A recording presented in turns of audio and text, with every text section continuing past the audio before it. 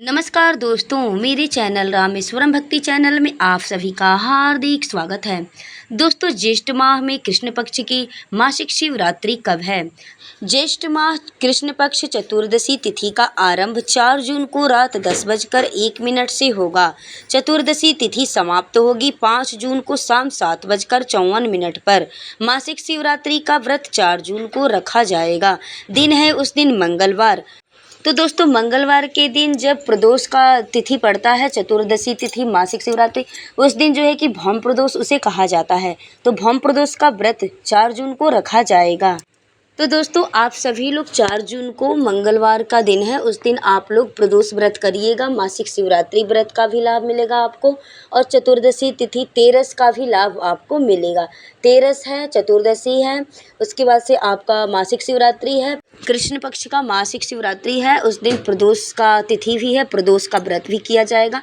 तो बहुत अच्छा शुभ समय बन रहा है कि ज्येष्ठ माह का मंगलवार का दिन भी है। ज्येष्ठ माह में हनुमान जी का पूजा करने का विशेष महत्व होता है, क्योंकि इसी ज्येष्ठ के महीने में हनुमान जी का और राम जी का मिलन हुआ था।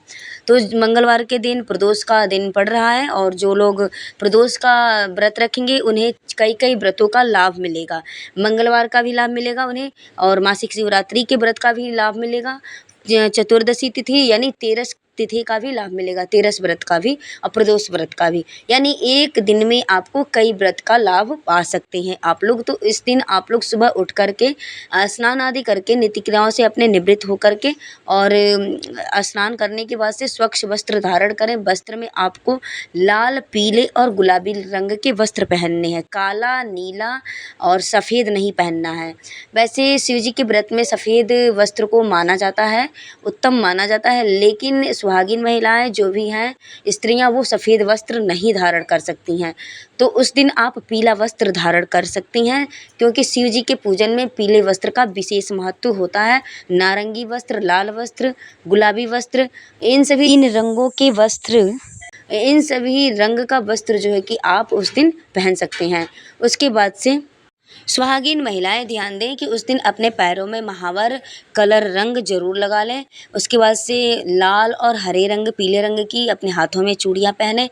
स्नान करने के बाद से, वस्त्र धारण करने के बाद से सुहागिन स्त्रियां अपनी मांग में सिंदूर जरूर लगाएं और माथे पे बिंदी लगाकर ही पूजा स्थान में बैठें। बिना सिंदूर लगाए सुहागिन महिलाओं को पूजा करना उच्चतम नहीं माना जाता है, उन्हें पूजा नहीं करना चाहिए बिना मांग में सिंदूर भरे।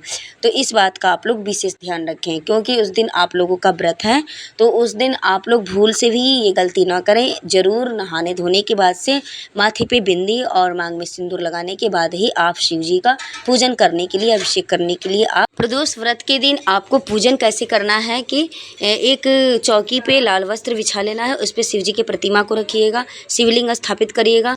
शिवलिंग का खूब अच्छे से जल से उनका मतलब उन्हें स्नान कराइएगा। उसके बाद से गंगा जल से उनका पंचामृत से अभिषेक करिएगा। अभिषेक करने के बाद से शिव पूजन के लिए आपको बेलपत्र, भांग, धतूरा, मदार के पत्ते, मदार के फूल, समी पत्र, आक के फूल, मतलब वही होता है, मदार होता है आक का फूल, धतूरा, धतूरे के पत्ते, इन सभी चीज़ों को इकट्ठा कर लीजिएगा। उसके बाद से फूल में आपको सफ़ेद फूल मिल जाए तो सबसे अच्छा है, क्योंकि शिव जी को सफ़ेद पुष्प अति प्रिय होता है और लाल फूल मिल जाए तो वो भी ठीक है। लेकिन अगर सफ़ेद फूल मिलता है तो आप सफ़ेद फूल ही उस दिन पूजन में शामिल करिएगा। उसके बाद से शिव जी को भोग लगाइए। भोग में आप अपने इच्छा अनुसार जो भी रख सकते हैं, किशमिश है, छुहारा है, गुड़ है, या फिर मिश्री है, या फिर फल फ्रूट्स जो भी है, आप उनको भोग में शामिल कर सकते हैं, भोग लगा सकते हैं रख करके। लेकिन ध्यान रखिएगा कि शिव जी के भोग में जो भोग लगाया जाता है उसमें तुलसी दल नहीं डाला जाता है। शिव जी के ऊपर तुलसी दल को कभी भी समर्पित नहीं करना चाहिए, भूल कर भी, क्योंकि शिव जी को तुलसी नहीं चढ़ाया जाता है और ना ही उनके पूजन में शामिल किया जाता है और ना ही शिव जी के भोग में तुलसी पत्र को डालना चाहिए। मतलब उनके भोग में तुलसी पत्र को नहीं डाला जाता है। तो इसे आप लोग ध्यान में रखिएगा। उसके बाद से आप अपने व्रत का संकल्प लीजिएगा। हाथ में जल थोड़ा सा रख करके अपने व्रत का संकल्प लीजिएगा। श्री शिवाय नमस्तुभ्यम, ओम नमः शिवाय मंत्र का जाप करते हुए शिव जी का ध्यान करिएगा। और जब भी आप पूजा करने बैठिएगा तो 3 बार जल को ज़मीन पर ओम इंद्राय नमः, ओम इंद्राय नमः, ओम इंद्राय नमः कहने के साथ में 3 बार आप पुष्प से 3 बार जल को ज़मीन पर छींटा मारिएगा जल से। उसके बाद से आप इस जल को अपने उँगली से अपने नैनों पे, दोनों आँखों पे लगा लीजिएगा, तभी जो है कि पूजा का पूर्ण फल मिलता है।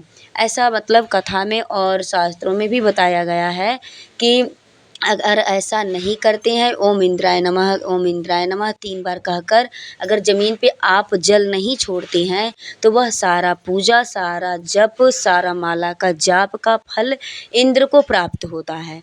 उसका सारा फल इंद्र ले जाते हैं। तो इस बात को आप लोग ध्यान में रखते हुए अपनी पूजा को आरंभ करिएगा। और दोस्तों, माताएं बहनें, आप लोग ध्यान रखिएगा, प्रदोष का व्रत आप जब भी करिएगा तो प्रदोष काल में अगर शिव जी का पूजन करें तो बेहद अच्छा होता है। आप सुबह भी कर सकती हैं और प्रदोष काल में शिव मंदिर जाके आप पूजन करें तो और भी अच्छा होता है। प्रदोष काल का समय होता है सूर्य डूबने से 75 मिनट पहले से सूर्य डूबने के 75 मिनट बाद तक का जो टाइम होता है, समय होता है, वही प्रदोष काल का समय होता है। तो उस टाइम में आप शिव जी का पूजा करें तो उससे बेहद आपको फल की प्राप्ति होती है। शिव जी अति प्रसन्न होते हैं और सारी मनोकामनाओं को पूर्ण भी करते हैं। प्रदोष के दिन आप शाम के टाइम पे बेलपत्री के नीचे एक दीप जरूर प्रज्वलित करिएगा, बेल वृक्ष के नीचे।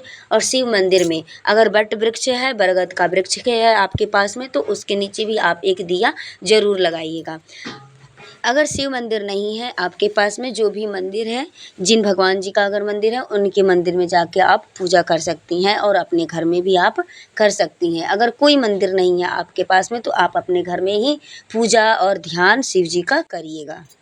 दोस्तों, प्रदोष के व्रत में लाल मिर्च, अन्न, चावल और सादा नमक नहीं खाना चाहिए। आप पूर्ण उपवास या फलाहार करके आप प्रदोष का व्रत करिएगा। प्रदोष के व्रत में शिव जी के पूजन के लिए आप कुछ सामग्रियां हैं, उन्हें सुन लीजिए। उसमें से आपके पास जो भी सामग्री मतलब हो और जो सामग्री आप मंगा सकते हैं उन्हीं से शिव जी का पूजन आप कर सकते हैं। जैसे कि सुन लीजिए, सफ़ेद चंदन, लाल गुलाल, धूपबत्ती, कपूर, बेलपत्र, धतूरा, गंगाजल, कलावा, फल, दीप, धूप, फूल, मिठाई, समी के फूल, समी के पत्र, बेलपत्र, इन सभी चीज़ों को आप इन सभी सामग्रियों को आप लेकर के भगवान शिव जी का पूजन आप कर सकते हैं। अब आप कलावा सोचेंगे कि कलावा क्या होगा, वो वस्त्र के रूप में मतलब शिव जी को समर्पित किया जाता है। कलावा थोड़ा सा तोड़ करके वस्त्र के रूप में शिव जी को चढ़ाया जाता है। अगर आप वस्त्र चढ़ा सकती हैं, अंगोछा है या फिर कोई भी पीला वस्त्र है या फिर केसरिया रंग का वस्त्र है, आप शिव जी को चाहें तो प्रदोष के व्रत में आप शिव जी को समर्पित कर सकते हैं। प्रदोष के व्रत के पारण में यानी 5 जून को आप जब व्रत का पारण करिएगा बुधवार के दिन, तो सर्वप्रथम भोजन का पहला हिस्सा गौ माता के लिए रख दीजिएगा, निकाल करके उनको अपने हाथों से खिला दीजिएगा। उसके बाद से अगर आपको ब्राह्मण मिलते हैं तो एक ब्राह्मण को भोजन कराने के बाद से, दान दक्षिणा देने के बाद से स्वयं भोजन आप ग्रहण करिएगा। अगर ब्राह्मण नहीं मिलते हैं तो आप अपने घर में जो बच्चे हैं छोटे छोटे या फिर अपने से श्रेष्ठ जो भी लोग हैं उनको भोजन कराने के बाद से बच्चों को कुछ पैसे दक्षिणा के रूप में उन्हें देने के बाद से आप स्वयं भी भोजन ग्रहण करके अपने व्रत का पारण कर सकते हैं, व्रत को खोल सकते हैं। इसमें कोई भी मतलब संदेह की बात नहीं है। कोई भी व्रत किया जाता है तो उसमें कुछ दक्षिणा या फिर ब्राह्मण को भोजन कराने के बाद से, गौ माता को खिलाने के बाद से ही अपने भोजन को ग्रहण करना चाहिए। तो दोस्तों, अगर वीडियो पसंद आती है तो चैनल को पक्का सब्सक्राइब कर दीजिएगा, वीडियो को लाइक कर दीजिएगा। हमारे दोस्तों, वीडियो से जुड़े रहने के लिए आप सभी को मेरे तरफ से बहुत बहुत धन्यवाद।